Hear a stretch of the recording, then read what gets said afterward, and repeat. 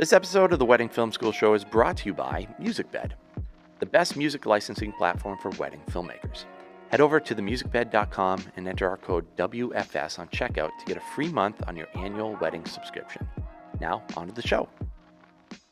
The point of this episode is to talk about today maybe why you should consider associates, but also maybe dispel some of these notions. It should be inspiring. I Yeah. guess maybe I want to say like associates should inspire you. Gives you the flexibility to be able to do more of the things that you want by not having to. When I no longer have to plug X in, or like I can, hey, I'm going to hang out with this couple and shoot more. I know for a fact that when I walk back in, the lights are going to be there. Everything's going to be working. That is helping me be more creative because I'm focused on the couple for an extra 15 minutes. And you and I know that, like, for a wedding filmmaker, 15 minutes with a couple is like a million years.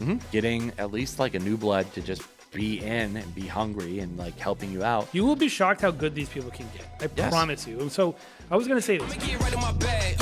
Why you gonna try to get mad? Everybody wanna keep up. Don't you know I move too fast? I'ma zip right past. Drip all on my swag. All right, hey everyone, welcome to the Wedding Film School Show. My name is Jared, again, joined by my business partner and friend, Jason McCutcheon, in the house. Hey, man. How was your week? You know, my week is full of construction and painting projects, and so it's terrible, actually. It's been awful. That's why it's not fun. That's why I'm dressed like a scrub today. I've been... lumberjack flannel. If you're listening to the show, we've been talking about this studio a lot. And if you're a regular listener, by the way, thank you for being a regular listener. We appreciate you guys so much. Thank you for going on this journey with us. Soon we'll be in a fancy new studio, which will sound better and look better, and quite frankly, be a lot easier to make what we do in. So, but that being said, the building process for this new studio has not gone as planned as any building project goes, and so definitely been a little frustrating, but I am ready to get back to weddings again, ready to start doing what we do. We're from New England, if you didn't know. New England has very cold winters, and it's about to turn that corner and get into wedding season again. I can't believe we're already coming up on the new wedding season. It's always like, oh man, I can't wait till the winter when we can actually like do things. Really like focus on getting organized. I'm thinking just like go snowboarding and spend time with my family and like do things that I actually like to do, because over the summertime, like God knows, like I don't get to do things. Like I don't get to go to the beach.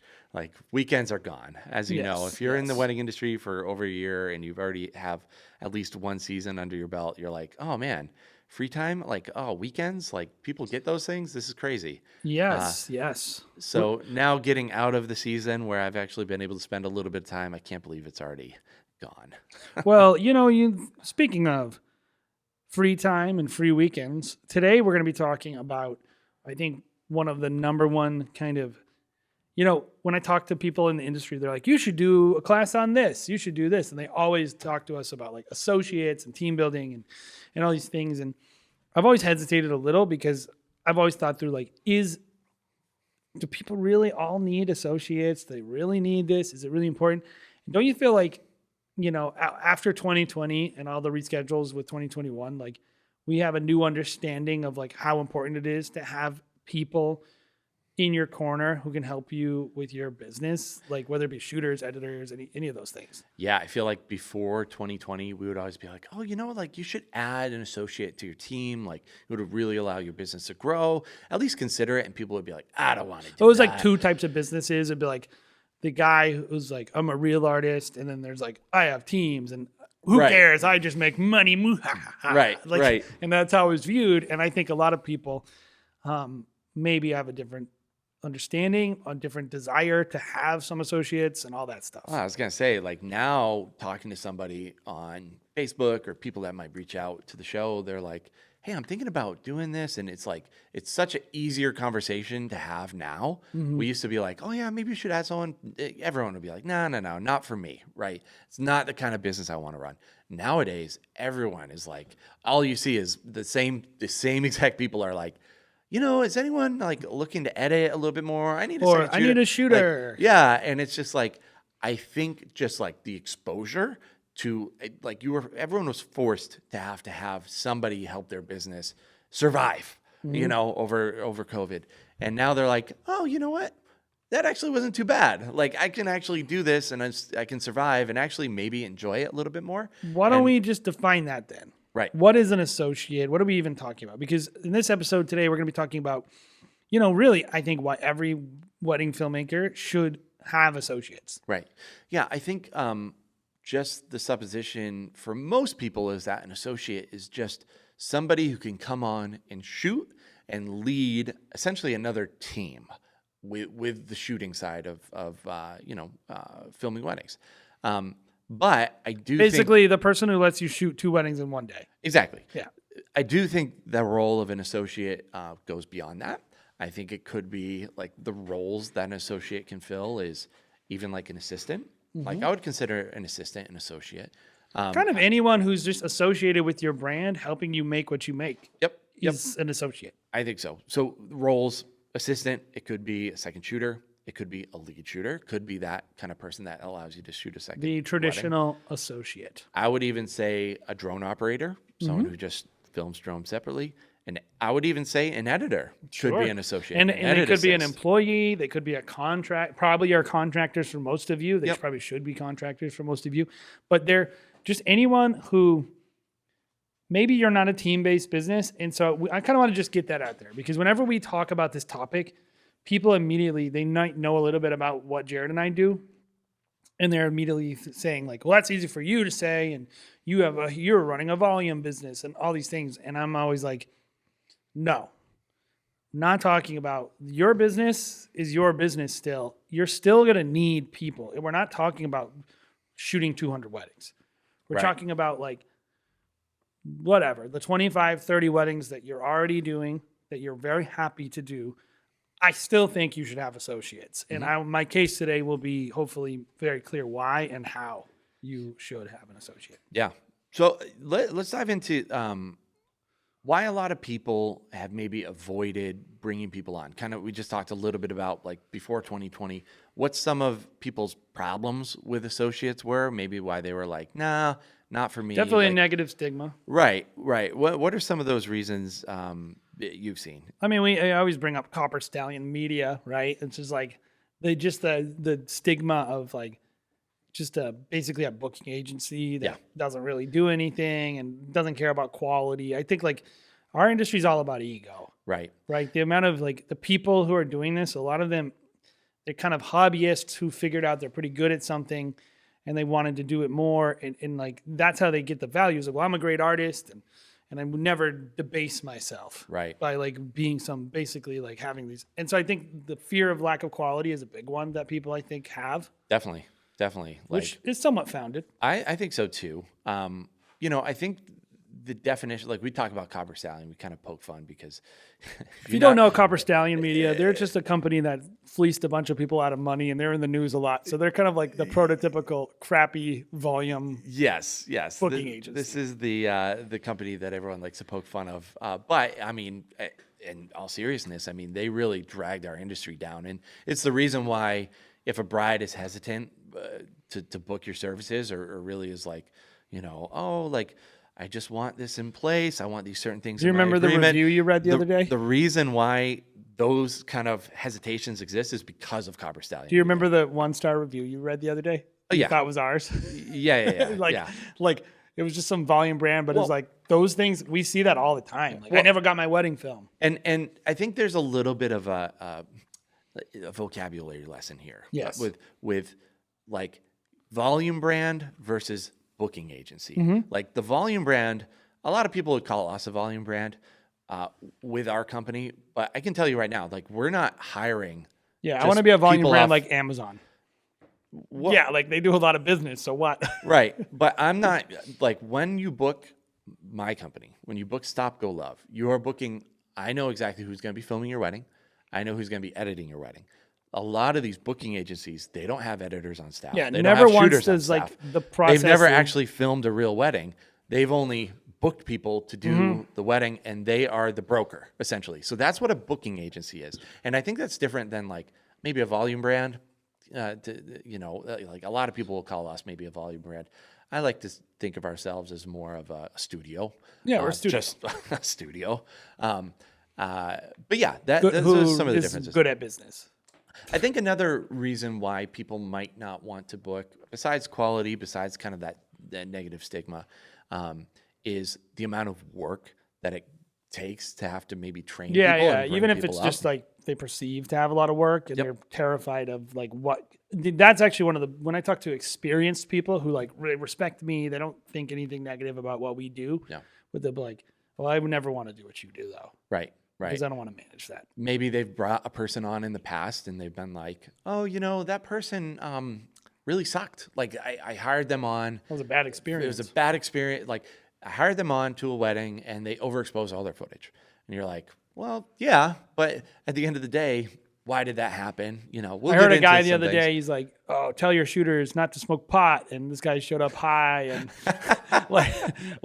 like those kind of hell experiences. Like you're kind of like letting a little bit of control go of your brand. Yes. I think that is definitely something people are nervous about. I was talking to one of my close photographer friends, Molly Lowe, last year, and she texted me pissed. I was like on a Saturday night and it was a wedding. I was actually at a different wedding. She texted me. She's like, can you believe these guys?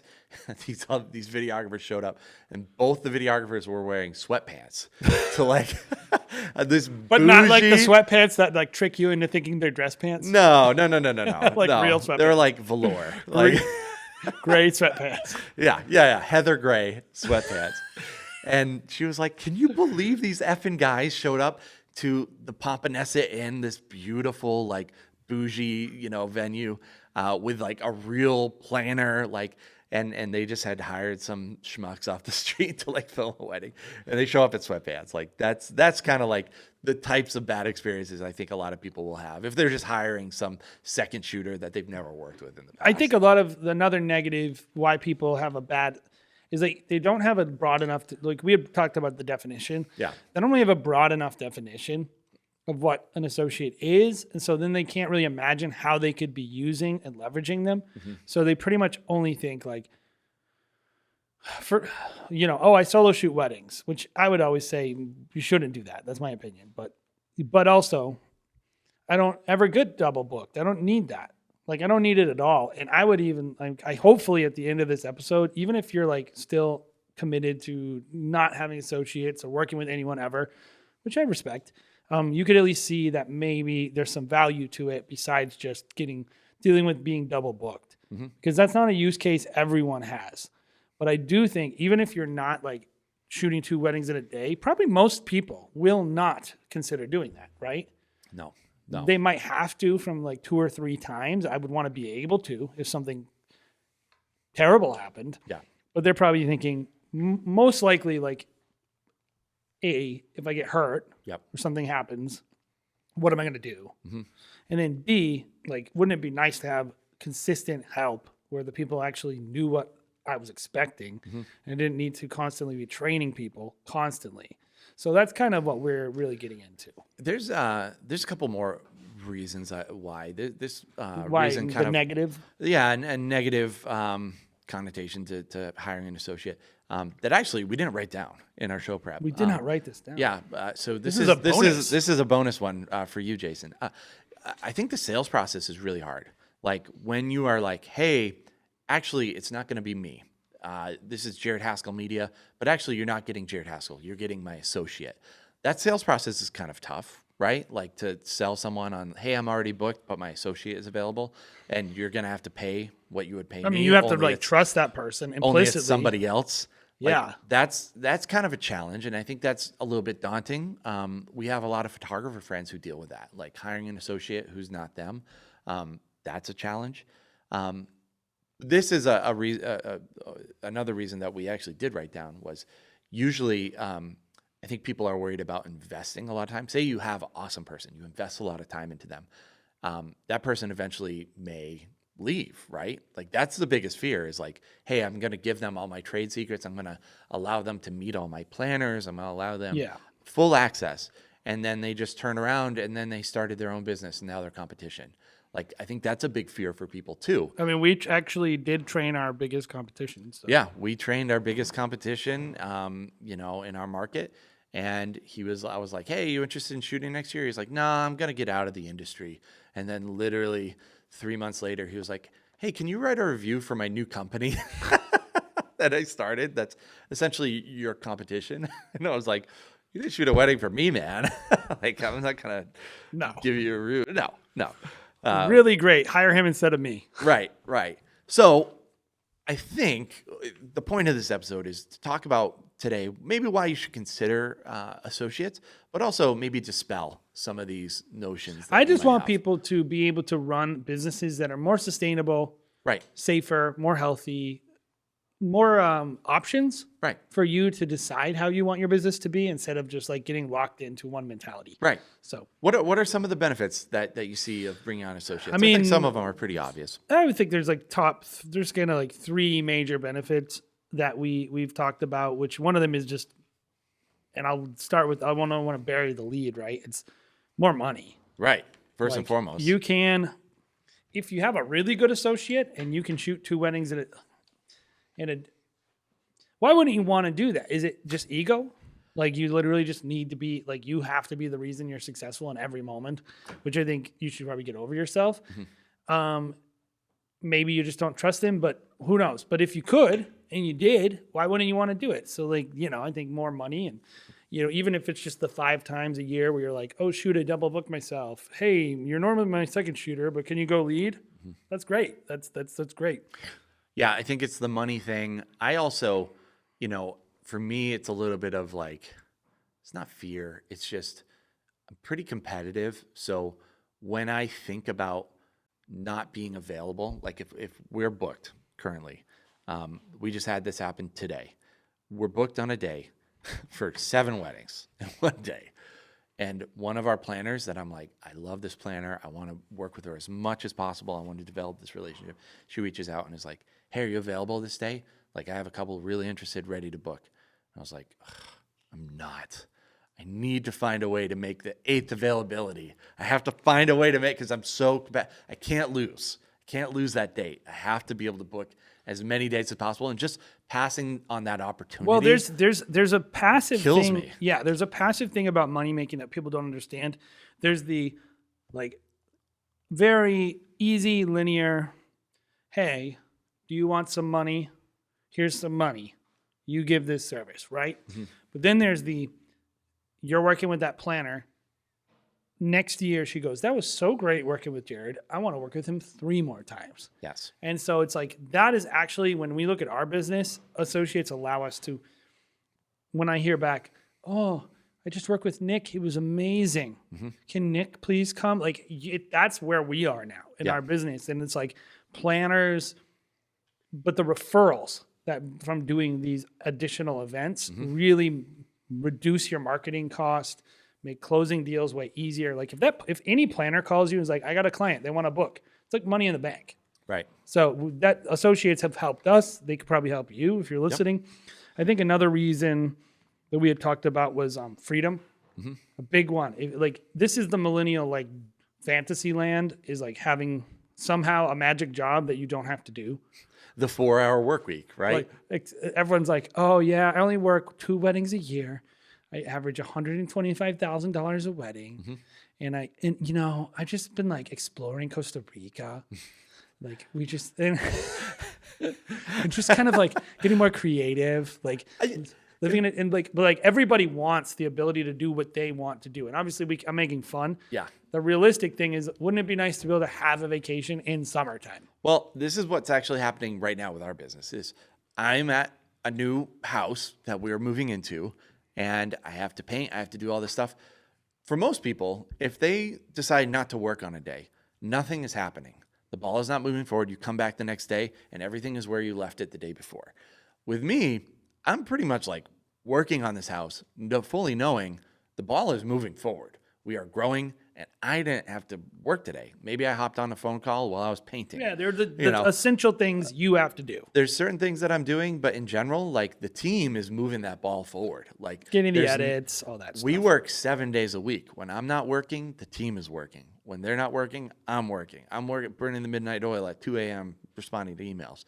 Like there's just the opportunity of just like being out there more, constantly grinding gears and keeping things moving. I'll even give a different freedom, like the freedom to think.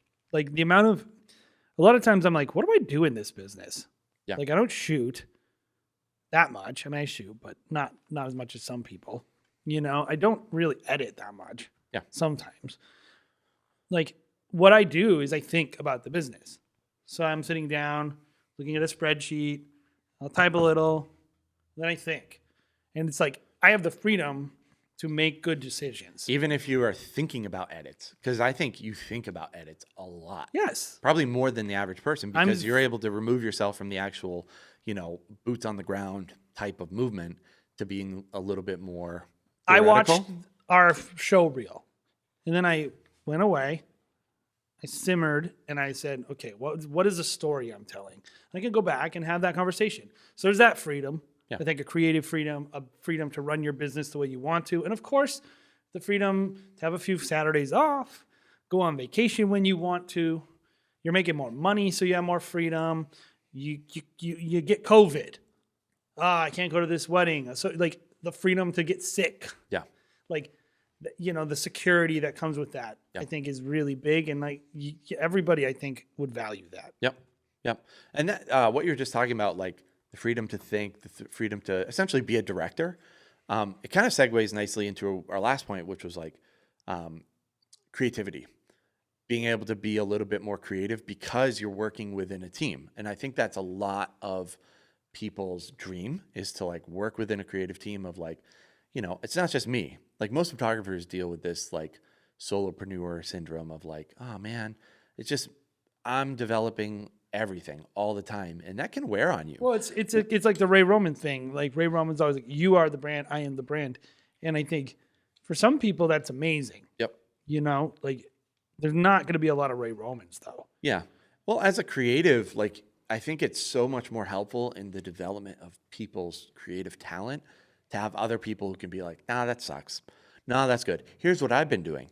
And then you're all developing each other, getting better. And it can have this like really encouraging vibe and culture.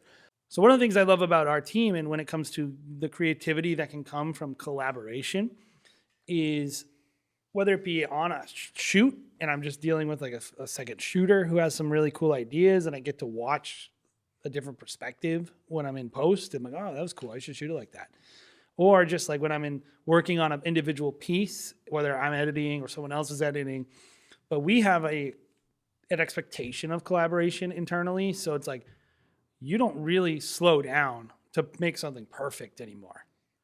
We don't make anything perfect. We're constantly iterating. And so like we finish a piece and then say, here are two parts that I think suck, but I don't know what to do. Right. And then someone else will go, oh, what if we told the story this way? Or what if we put this shot in? Or you'll go, oh, I remember a wedding I shot. There's a shot in there. This will be perfect. Yeah. And, It definitely breaks, I think, the equivalent of writer's block, right? Like you don't get writer's block when you have a team to be like, you have an editor to be like, you're going the wrong direction. Or why don't you do a little bit of this? And it just opens the dam of creativity to be like, oh yeah, like, thank God I got over that hurdle. Now I can just solve even the on a problems. set, like how many times have you been with someone at a wedding and they are like literally something like the way they choose to carry the gear. And you're like, oh, that's good. I should maybe try. Like, Right. You're just constantly able to learn. Yeah. And you can be more creative. And I think it should be inspiring. Yeah. I guess maybe I want to say like associates should inspire you. Right. Even And- if they're under you. And here's the fun part of like having associates is like as they get better, they're gonna start inspiring you more. Like Caleb, one of our lead editors, is like always doing these things. I'm like, oh man, that's so good. Kyle will come out with these things, and I'm like, oh, thank God he saw that. And it's like we have all these little creative pods essentially, and everyone's looking for inspiration outward, inward in their work. Even outside of our studio. So we're taking a lot of influences and being like, these are good influences, these are bad influences. Mostly We're making them our mushrooms own. are happening in our office. Lots of drugs. Most Yeah. people are doing mushrooms. Yeah. They kind of like, we just edit and then like whatever happens. Very avant-garde films that we're working on. Yeah, but it's a creative culture, which is nice. And I feel like not a lot of people put that much stock into that value, but like you see it in our work. Like you really do. So let's just think through like those positives, right? Yeah. You have an associate, right? An assistant. Can you still get those benefits just from even like the most entry level, basic kind of intern level kind of associate? What, are you still feeling those benefits? I would say creative benefits, no. And this is the reason why a lot of times people are like, oh, I don't want to bring on an associate. I have to be like their teacher, mentor, whatever. I don't feel like I probably get a lot out of them. It feels like work, right? But I think with those kind of people, you have to put in the work up front to be able to get the reward later on down the line. I think having like an assistant type of associate, it's a long-term investment. I will say this. Anyone who takes something off my plate, I do feel inspired. Yeah. More inspired by having them than not. Yeah. More creative, more fun, more freedom, more money. It gives money. you the flexibility to be able to do more of the things that you want by not having to carry tripods or be more tired. Yeah. So maybe not in like a direct way where you're like Sure. watching this 19-year-old kid who can barely set up anything and thinking like, wow, it's so amazing. I'm inspired.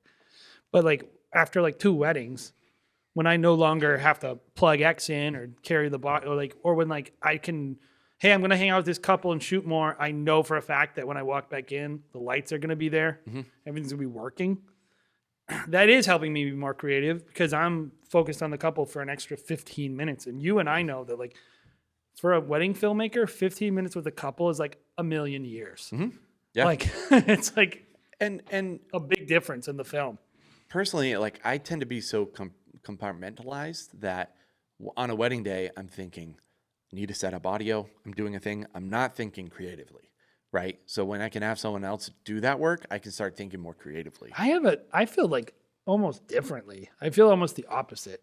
Like I'm very focused on what I want to accomplish creatively. And like definitely I have to remember to actually get these people to do. I'm almost like expect it now. Mm-hmm. In terms of our culture, like I mean, you know, I'm always complaining about assistants because I'm like, what is this guy doing? Yeah. Like, but that's actually a benefit, right? Is like that I'm showing up and expecting to just be able to focus on my couple, mm-hmm. and then I'm like annoyed when I'm not. Right. It's like that's great, like that we can just mostly it actually happens. Mm-hmm. Mostly, like I know if Richie's coming to the wedding, I'm not gonna have to worry about lights, audio, mm-hmm. batteries. My gear getting moved from place to place, and I can literally focus on kissing a photographer's butt, making a planner happy, and of course, shooting a great film with awesome couple. I don't have to even think about that other stuff. Right, right. Well, Richie, in our case, is like at a very different spot. It wasn't always. Wasn't always, but he now is at a very different spot than he was 3 years ago when he was that person, right? Mm-hmm. And so I think that's part of it, and we're going to go through some different types of persona groups that I think make for good team members, maybe the investment that you have to put in. So we're really breaking these roles down in terms of like skill level, loyalty, like how much they feel like they owe you, and then also availability, right? The best ability is availability. Yes, I agree, especially when I have a bunch of weddings on a single date and everyone wants vacation. That's what I learned from Coach Belichick. Oh, good. That's true. Yeah. So no injuries allowed. So we've always defined the different persona groups as four different roles. 1 is new blood, 2 is the mercenary, 3 is a specialist, and then 4 is the vet. Let's talk about new blood. What is their skill level going to be? New blood is a person if we're like ranking their experience level from like I like 5, by the way, better than 3. Okay. Gives you more granularity. So 1 to 5, I would say 1 to 5 bananas. How many bananas does the new? I mean, I wish we could make this visual. I would honestly say like they really could have like they could be a 3. They could have like, oh, I did some stuff at my church. They could like know some stuff, but probably they're not. Probably they're a 1. Right. And even if they've done stuff at their church, they've probably never done a wedding or a real commercial, anything where that was like a paid gig. So like being professional, knowing like one of the biggest culture shocks for our team is going from the weddings that their family has to the weddings that we shoot. Mm-hmm. They've never seen anything like it. Yes. And they'll be like, people spend this much money, people do this, and it's like, so like, yeah, they're inexperienced, and so they don't really have a lot of skill with how to navigate what a wedding is. Mm-hmm. Yep. 2, availability. Like, what generally is this person's I availability? mean, usually like? infinite. Yeah. Generally, I think I would give it a 5 banana rating. I think so too, because usually they're pretty young. So what else are they doing in life? Maybe they're doing sports or whatever you're doing is way cooler. You're competing with their college sometimes, but weddings are usually on the weekends. Yep. So. Yep. The availability is usually pretty high for this person, I found. And if you're speaking to this person, chances are they've said, I want to do it. They're hungry. Yes. And if someone's hungry, that's the number one thing for me. And these people are the most hungry. And it's a lot harder to find a skilled person than it is an unskilled person. And since this person is so unskilled, there's a million of them. Like you can find some kid that works or is mom works with your mom, and then you get connected somehow because you're like, Mom, do you know anyone that you work with who has a kid in this age group? They're like, yeah, this Josh person. Holt shot See if for they us. would be interested. Yeah. How long did Josh shoot for us? Like 3 or 4 years? Probably 5 or 6. Yeah, I mean, but like consistently before. Consistently, maybe like 4 or 5, yeah. Like, so Josh Holt came from a wedding that we shot. The mom was related to, I think her sister's son had said he was interested in video. And he had to do a project for his high school to interview someone who runs a creative business. And we were the only people they knew. Yes. And we took this guy to sushi. Yep. I remember we took him to lunch, and then he worked for us from then on. Yeah. We barely talked to him about his project, maybe a little bit, but then we were like, would you want to come work with us? Yes. We need help. Yes. And that's how it started. Yeah, and like those people, there's a lot of those types of people. Right. What would you rank this person in terms of loyalty? I would say 3 to 5. It kind of depends. Right. Like I think it really determines like, if you're good at mentoring people, that helps. Mm-hmm. Because if a person's like getting benefit from working with you, they feel like they're becoming better. They feel like it's fun, all that stuff. I think they're more loyal. But if you got your crap together and the person's not a flake, you'll know that early. Right. With these people. And they'll like, you had an assistance camp the other day, right? Mm-hmm. And some people probably didn't show up, right? Mm-hmm. And it wasn't like the normal I didn't show up. It was like the diss you I didn't show up. Where like they were just like, yeah, and then just don't come. The morning of, they were, or like 3 hours beforehand. Oh, I actually can't make it. A classic Gen Z, something better to do. Something came up at my college, and now I have to go to a party, a rager, a kegger. Oh, actually, I can't come because a bunch of my friends, we're going to go on a hike. There's actually like a toga party tonight, and I forgot. I mixed up the weekends, and now I have to go to toga. I've maxed out my rewards at Chipotle, and I really got to go claim that free burrito bowl. Yeah. But like these people. AKA, they just met a hot girl in one of their classes. They don't want to come. Now they're going on a date. And you know what? That cost me nothing, and you're dead to me. Yes. I'll never call you again. Right. Because you're not a person I want to work with. It's easy to create those steps. And so that's why I'm kind of like debate on it, because once you get them in the door, and I've actually found that they're very loyal. Mm-hmm. It's that first initial, you got to create some kind of entry kind of experience that will help you not put yourself in a bad position with those people. But they're great. Once you get them in, they're very loyal. Yeah. And we'll talk about, after we go through this section. They kind of owe you, right? Yeah. After we go through this section, I want to go through how you actually find these different types of people as well. Yep. So we'll wait on that. That'll be a little teaser to fast forward to if this part is boring to you. The next person is the Mercenary. Yes. So describe this person before we get into it. I would describe them as someone on the wedding videographer's Facebook group. Yes. Say, anyone want wedding? Baton Rouge. Or, hey guys, anyone in the, everyone who's like, not all everyone, but if you're constantly taking moonlighting for other agencies. For booking agencies. You're a merc. Yeah. If that's, and there's nothing wrong with that. No. But it's like. Just connotating that there's nothing wrong with it, Jason. Some would say that you think something's wrong with it. I would just say that it's not what I want to hire. Right.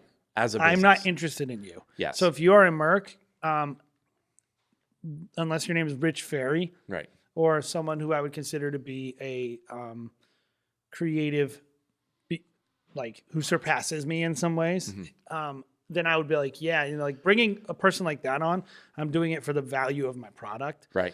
If I just need something covered, I'm probably not going to be going to a Facebook group saying, hey guys, I need a shooter for this, and that. Like, that's just me. It's not that it's bad. It's just not what we do. What would you rank this person in terms of skill? Probably not as good as they think they are. Otherwise, they wouldn't be able to take your gig. Yeah. Otherwise, they wouldn't be available on the And date, I'll say right? that, and not to make fun of you if Right. you take those gigs, but I do need you to, if you're hiring these people, that's in the back of my mind every time. Yes. Is like, okay, if they say they're amazing, am I okay with them not being amazing? Right. And if I am, great. Like, and you might be fine with like, they're good enough and that's cool. But if they were super amazing, they probably wouldn't be able to. One time I was like in a pinch and I was like, oh, hey, I know this is crazy, Henry, but like, do you have some time? I need some help with this thing. I'm going to this place. Didn't end up working out. But he was like, I don't take a shoot. I'm not doing that. He's like, we're not going to shoot for anyone else. Yeah. But also, he was probably very, very booked. Yeah, all that. Yeah. But everything. It's just like, so there's nothing wrong with you shooting for other people, but I take it with a grain of salt. Right. Like if someone's able and willing and wanting my gig. Mm-hmm. And I mainly say that for the value of that person, not for the value of you, because I say that because I don't think you should be criticizing these people. You should have a fair expectation. So yeah, their skill could be a 3 bananas at least. I would say this, you should not, that's a thing you should be using to determine if you want to hire them. Mm-hmm. If you really know that they're great and it helps your product, hire them. Yeah. This is probably a trait that's in between skill and loyalty. But when you hire a mercenary, you got to understand they're looking out for themselves. They're looking out for number one. So they're going to be thinking about, if I film this, I'm going to film it the way that I want it because it's going to look good on my reel. And I can show this off one day under my label as well. So I'm thinking about that as well. So if you're trying to create some sort of like consistency with this kind of role of like a mercenary, understand that they're going to be shooting probably for themselves. And if you're like, hey, we don't shoot that this way, shoot it this way, they'll probably be like, I don't care. I'm gonna shoot it the way that I want to shoot it. So that's they're in the much back more of my head likely too. to like be committed to their creative process Right. than yours. Right. And like some will change, but like just keep that in your mind. Right. So in terms of availability, this person probably can be all over the place, right? It depends on how good they are. Right. Like, or what the weekend is, really. Well, because some people like are mercs who that's what all they do, and some people. Most people who are mercs have their own business. Right. I would probably say you can hire a mercenary. So availability is probably 5 stars if you're just talking about a general. Can I get a mercenary whenever I want? Yes. Right. You can find somebody. So availability, I would probably rank high. A very specific person, you'd probably say probably not. That's my issue with working with these people is like, for me, I want consistency even in my associates. And I would say like a big tip I would give you is like, you should have a couple people you work with, so and someone can be sick or whatever, but you should have your people. Yeah. And I just, for me, when I look at that, I'm like, I want to like kind of know what I'm going to get and be able to depend on it. Like I brought up Rich. I know what I'm going to get with Rich every time. I know what he's going to do. I know how he's going to do his job. We hired Dom. I know what I'm going to get with Dom. Right. Like, it's great and I'm happy with it. And I don't have to like, I could do 1 wedding with Dom or 10 weddings with Dom. Mm-hmm. It's all the same. And given Dom worked for us for years. Yes. But that's why I feel more comfortable with him kind of in that role. Like, and Dom is helping us out on a wedding that we're super booked this summer, but it's really like, he's helping me out in a pinch. And honestly, I'm probably going to like, you probably have to pay your mercenary. This is another category, but how much do they cost? Mercenaries are probably going to cost the most. They are. Yep. Because they know that you are in a pinch. Right. So, loyalty for this person? 0. I would give most. Negative. Most I would say like this is the least attractive. Yes. Because most of them, their actual goal is to shoot no weddings for anyone else. If they had it their way, they would only be doing it for their own brand of business. And then I think the other thing is like they're definitely taking highest bidder. Yep. They're like there's a lot. You have to understand with this type of person, like there's a lot of good people that that will second shoot or lead shoot in this kind of role. But there are also a lot of people that would be like, hey, someone just reached out and they're willing to pay me double what you're paying me, and I'm just gonna work for them. Like, if you find someone on a Facebook group, they could totally just screw you. Like, so it's a little bit of a risk for me. I'd definitely like to have somewhat of a relationship, even with the mercenary type role. 100%. Yeah. We don't work with anyone who we don't know personally, but that's just us. Yep. Next kind of persona is the specialist, and you keep on bringing up Rich. Would you consider Rich a specialist? I would actually consider Rich not a merc, Right. even though he does moonlight for us. Yep. We had a very pointed conversation at one point. He had his own wedding brand, and he said, I do not want to run a business like this. I want to be a DP on the side. I want to get my grip truck. I want to go around and do these things, but I don't want to be doing dealing with clients. I don't want to be editing weddings. And he was like, I would love to just shoot some high-end weddings with you guys and then do my other stuff on the side. And if you can meet a person like that, he's like, I just want to shoot. I just want to edit. I just want to second shoot. I don't want to, I don't like the pressure. I like to be around cameras. I want to shoot a little bit. Come in, pay me to come and help you out. That's great. Yep. So like that to me is what a specialist is. They're not on the market. They're not running around looking for a bunch of other gigs. They're not going to the highest bidder in the sense that like they don't run their own little thing. They literally are saying to people, I only want to do this one thing. And I specialize in this one thing in the wedding industry. Would you like to work with me? Yeah. So this could be an editor, an outsourced editor potentially. This could be a lead shooter. Like, we have a very high-end brand that Rich comes on and just works with us on a handful of weddings every single year as a lead shooter and kind of like as the DP day of. Yeah, so he's like a co-lead shooter. Yeah. This could also maybe be like a drone operator, I would say, a specialist, someone who just specializes in one area. Someone that you could just be like, I don't have to think about this person. They're also not trying to build their own brand. They're just trying to do one very specific thing for me. What would you say in terms of skill level for this person? In my opinion, these people should be a 5. Yes. You shouldn't be hiring a specialist who isn't better than you at the thing you're hiring them to do. Right. Or at least as good. Yep. Like they should be like pretty good. We brought Ryan Coda on to one of our weddings in California because he was out there, but he was also able to really specialize in getting great audio. He fixed the problem, made sure something that I was concerned with, and I was glad he was there. Obviously he's a wonderful man, by the way. I love Ryan Coda. Me too. But also he, everyone we talked about today, I love all these people. They're great people. Secret bonus, you get to know great people. But he did all the audio stuff because I knew there was going to be a potential issue. Actually, I remember saying to the person, he said, I can hire this person at this price to the wedding planner.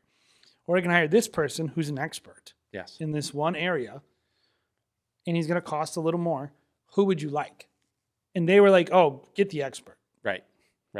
Yep. So Yep. even my client saw the value in having a specialist there. Yep.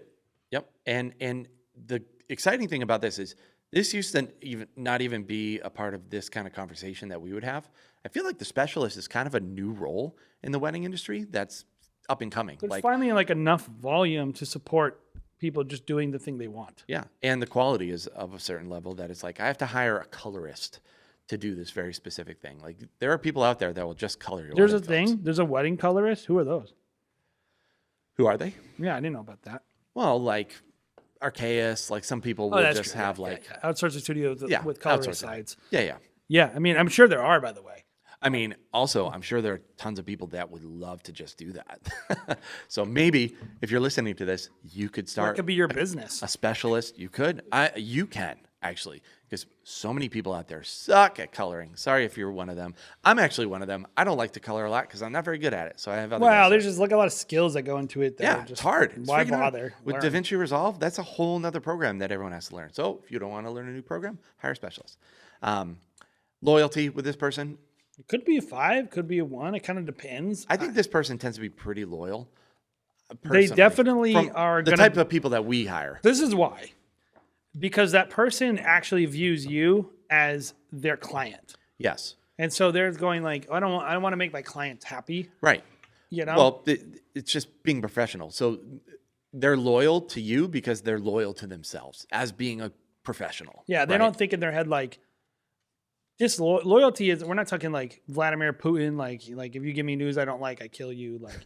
Like loyalty. Like we mean like are they consistently available? Are they constantly looking for the back door? Yeah. Are they trying to get out of whatever? Like the Mercenary, the reason why they're not ideal to us is because we know that if they had it their way, they would not be working with you. Mm-hmm.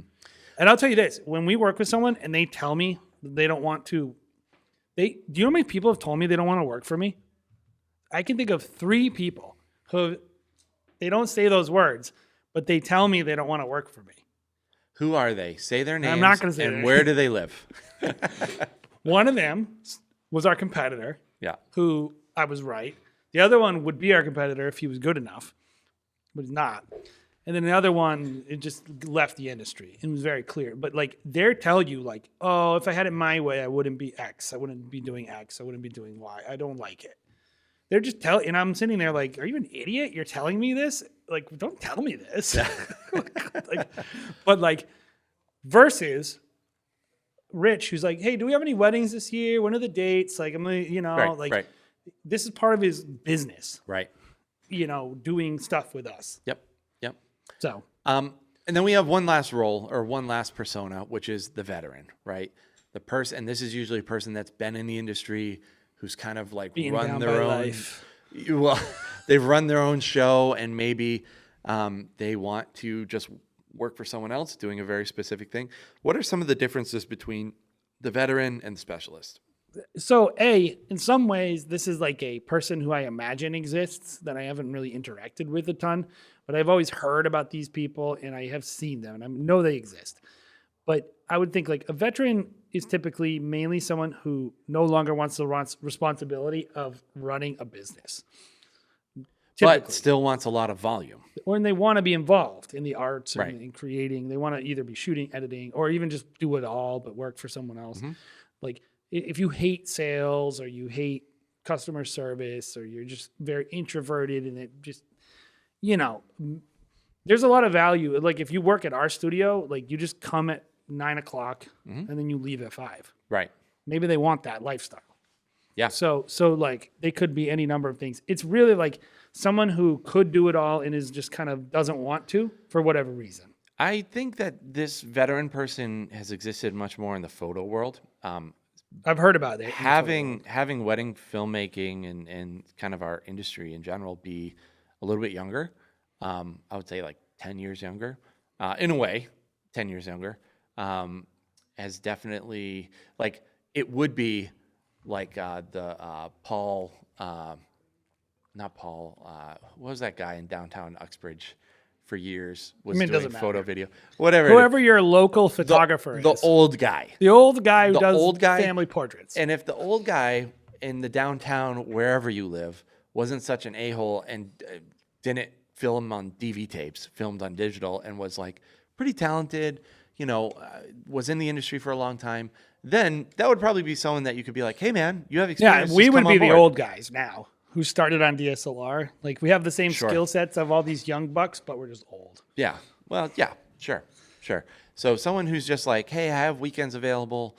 I would love to come on and help. And I have another job. The other one is, right. I moved into a new field. Yep. I love doing it. I'm working for this science company doing magic science. Yep. But I still want to do some creative. Yep. I still want to work in the creatives. Do you have a spot for me? Yep.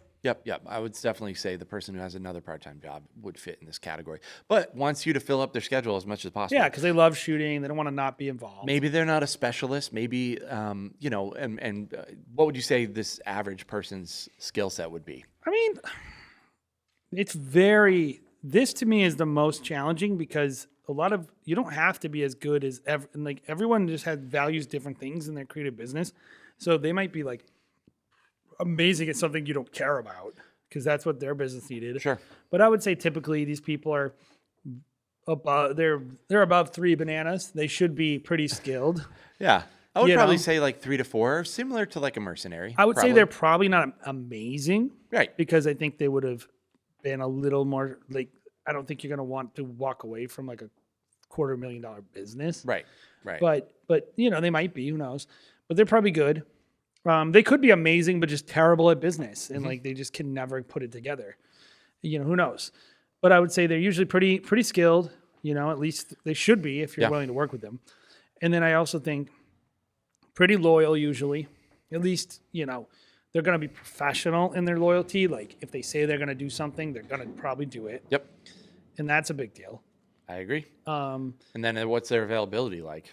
I mean, it should be pretty high because they just, you know, quit their business. You know, I have a person right now who we're talking to who's like, oh, I have my own thing, but I think I'm going to do another thing. Do you have a spot? Like, so it should be pretty high. I mean, honestly, these are the hardest to find people. I think so too. But they're also they're pretty great, but it's like kind of I don't really have a strategy for this. I find that these, like, I know certain people who have been in this type of role, and they're usually the easiest to just work with. It's like you just add them and they bring so much just value to the company culture. Usually they're very nice. I find, like, I will say this, easy to get along with. If you get someone who you think is the vet and then you get them, and beyond just teaching them your way versus their way, you're constantly having to train them, you should not work with them. Right. If you have to, like, if they're old and you have to train them a lot, it's like you may as well bring on a kid who's really hungry. Cheaper. Like, yeah. But if you have someone who's like, hey, I've been doing this for a while, maybe I'm not the most skilled person out there, but you can elevate them a little bit just by osmosis, by them being around, and then they shoot. Maybe they're not, like, this is the problem with a lot of older people is they don't know how to edit very well. Like, they're like, have this super old school style of editing, but if their shooting is solid, then their footage can still look awesome. Yeah, for sure. So those are the 4 different personas. Where can you generally find these people? Like, where are some areas that we've had success? So I'll say this before I say that. I think everyone should have associates. And I think the associate everyone should have. Not everyone has to have 2 teams for shooters and all that junk. So if you're like using that as like a deflection against this topic so you don't have to internalize it, I think you're wrong. I think every shooter, and like some people disagree with me, let's go fight about it, but everyone should have at least an assistant. Everyone should have someone who, A, lets them focus on their clients and being creative, the parts that are actually matter on a wedding day, who knows their process, who is comfortable with you as a person, what you do.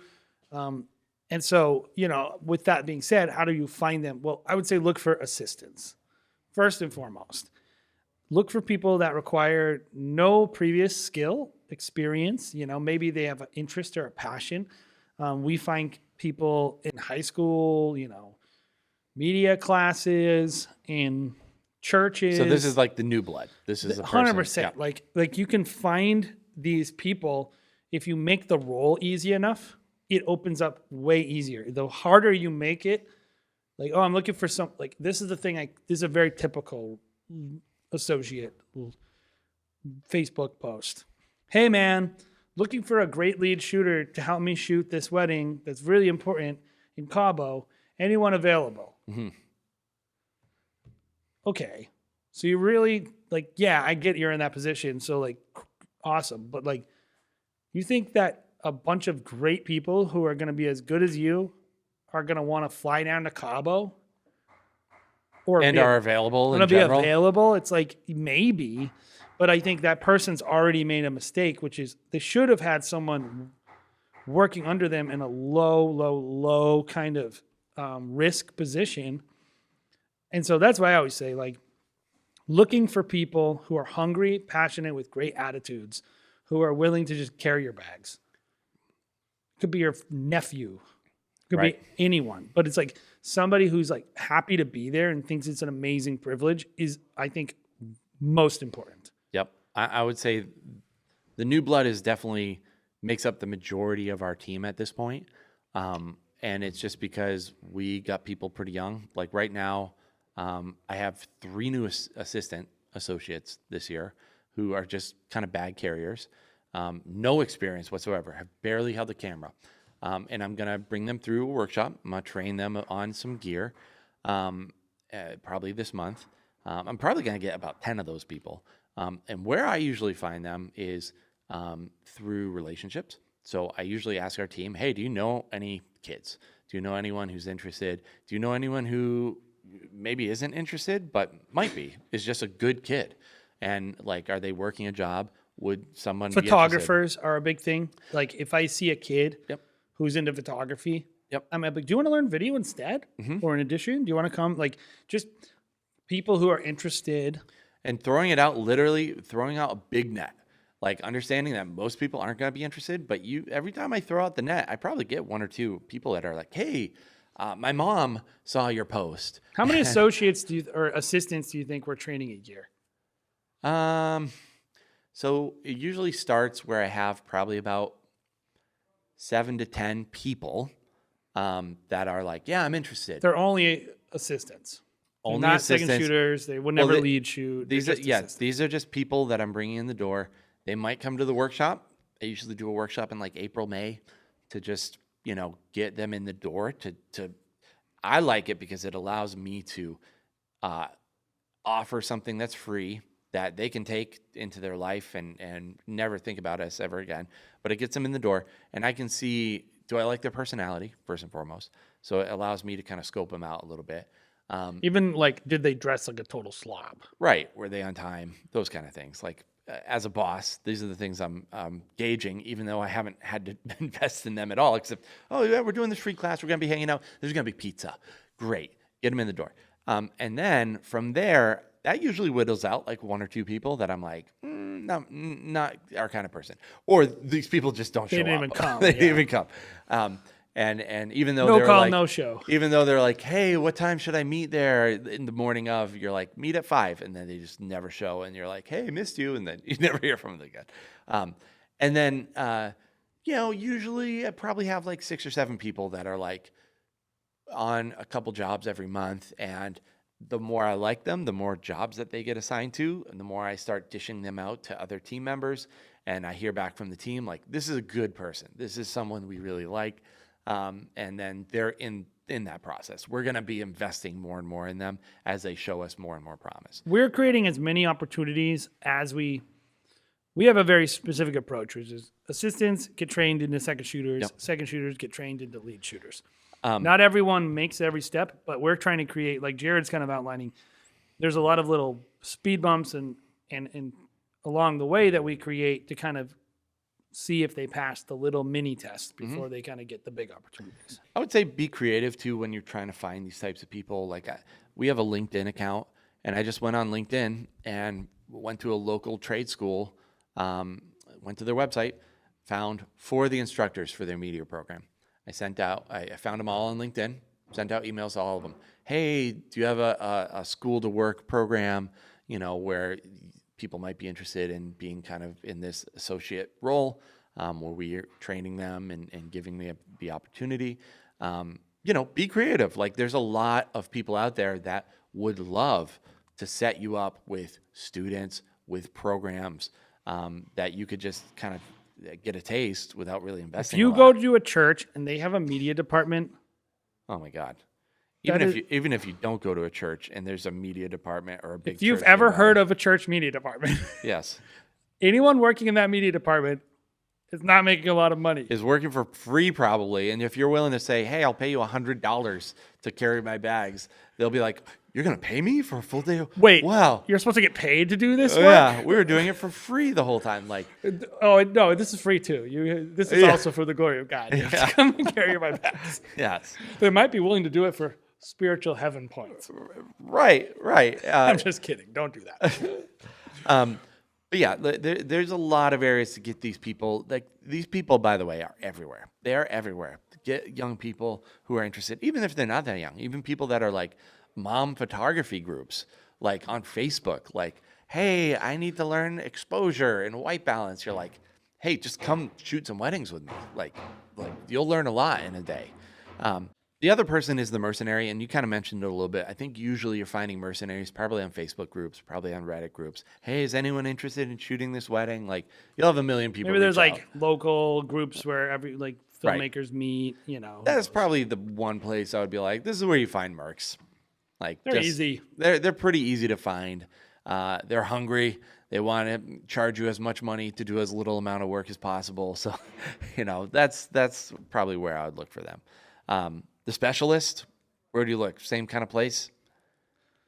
Honestly, usually that's just through relationships for Yeah, us. I agree. It's just through you shoot a commercial gig, you meet a DP, he says he's interested in weddings. You meet you just meet people in the industry. I don't really know how you target that well. I will say, if you know some other wedding filmmakers in the area who are friends with you, you can find those people just by other wedding filmmakers. Yes. Business owners. Yeah. And maybe some of them are wanting a little bit of a different, maybe they want to add to maybe they want to do some for you, some for themselves. That could be a Merc, but it could also be a little bit of a different kind of, they could become the vet too. They could be like, I'm out. I don't want to do this anymore. I just want to do stuff for you. Who knows? Yep. But you got to be creative there too. Yep. And I would even say the vet too. I mean, that's probably very relational. That's probably someone maybe you've hired as a mercenary at some point, and they're just like, I just want some sort of consistency. I think these can kind of form one into the other. We've had some people who are new bloods, we've raised them up, and then they're off on their own. They just want to be a mercenary. So they can evolve as well over time. In terms of these persona groups, great. I think the core thing if you're listening to this is, why would I even care about having an associate? And what is the point? Right? Why do we even want this? Do I want this? Because we're kind of walking through, how do you find these people, who they are? And for some people, that's going to be ugh, I don't want to do any of that. I don't want to be a leader. I don't want to think that way. I would just say to everyone, you don't have to go as far as we're going, but think about your clients and think about what would happen to you. Think about 2020, all your COVID reschedules, and the fact that you didn't have anyone and how that really affected your bottom line. And then think about your clients who, if you get injured or hurt and you don't have anyone who knows what you do and understands what you do, how am I going to keep my promises? The number one reason everyone should be training someone at least to carry their bags, and I think at least to shoot a little bit. And I think ideally you should be training someone who can do what you do, because you just never know. Your tomorrows are not promised. You don't ever know when you're going to need someone. And honestly, I also think it would make your product better. If there's anything you learn from this is you don't need to just one thing. Go get an assistant, bring them with you for 30 weddings, budget the money, the $100, $200, $300, whatever you feel like paying them per wedding. Get someone in there to carry your bags. Make it easy for them. Make it fun for them. And then maybe hand them a camera a few times. But it's not just about what they're currently doing. It's about what they could do for you. Mm-hmm. Yeah, I would say bringing on an associate is a big step in anyone's business to becoming a real business, right? Because all a business is a series of systems to make an end product for a customer, right? When you add another person, that is essentially adding another portion of a system to your brand, to your business. And honestly, you should want that. You should want to grow your business, because if you are stagnant, you aren't growing, you're dying at the end of the day. So what are the ways that you can grow, become better? I think a big way that most people, especially most people listening to this podcast who are self-operating, can grow their business is by adding an associate. It's an easy way to take your business to the next level. It's an easy way to challenge yourself. If you're someone who's just I'm not inspired lately, blah, blah, blah, blah, blah. Bring on an associate. Even if you're I shoot with my wife, we don't need another person. I would say just do it anyway. Right. Just bring someone on there, because what if I was just speaking to someone recently about a situation. I think it's because of 2020. And they were like, my wife's going to be there, but she's not really doing the gimbal normally, and I'm not going to be able to be there. Could you go help out? If you had an associate that you are used to working with, you could train them on things that way. If either of you weren't able to come, you would have the same exact product for your client. Well, how many times have you seen it where husband and wife are filming or doing photography, and it's like, oh, the wife is pregnant. Mm-hmm. Now I have to do all this by myself. Now last minute I'm having to train someone up. It's like getting in front of that, getting at least like a new blood to just be in and be hungry and like helping you out. You will be shocked how good these people can get. I promise you. And so I was going to say this: if you made it this far in the episode, we have a class that we're going to be doing for team building for wedding filmmakers. If that's at all interesting to you, we're going to be doing this class on May 11th. And so if you're interested in this, we'll get you more details, but head over to weddingfilm.school/classes and just sign up. It's a free class. The time we're not sure on. We're going to do it somewhere in the workday, somewhere after lunch before 5. So we'll get you that. But head over there, weddingfilm.school/classes.